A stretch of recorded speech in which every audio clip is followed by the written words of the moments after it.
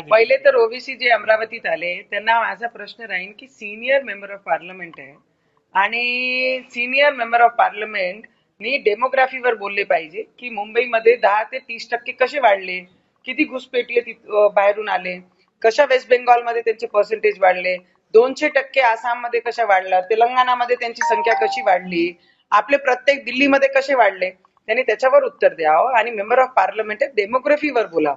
आणि त्यांना माझा प्रश्न राहणार आहे की जेव्हा त्यांना म्हणतोय आपण की संविधान पुढे राहील की इस्लाम राहील, तर ते सरळ म्हणतात इस्लाम पुढे ठेवू, संविधान आम्ही पुढे ठेवणार नाही. आम्ही या मातीचे माणसं आहे आणि इथे जन्माला आलो आणि त्याच्यासाठी शेवटचा श्वासी सुद्धा या हिंदुस्थानसाठी देणार आहे. ते त्यांना विचारा. त्यांना माझा प्रश्न है कि भारत माता की जय बोलो, वंदे मातरम बोलो और इस्लाम को पीछे रख के संविधान को आगे रखो. हम रखते हैं, तुम भी रख के दिखाओ. आणि जास्त सल्ला द्यायचा नाही. ज्यांना 8-10 पोरं करायचे, 20 करायचे, 50 करायचे आहे, त्यांना असे लोकांना या देशातून काढून त्यांची सिटिझनशिप इथून काढून आणि त्यांच्या पार्टीचं जे पक्षाची परमिशन दिली तेही रद्द झाली पाहिजे. त्यांना पाकिस्तानमध्ये पाठवलं पाहिजे. पाकिस्तानी कसे भीक मागून राहिले आणि त्याच्यामध्ये यांनाही पाठवलं पाहिजे भीक मागण्यासाठी.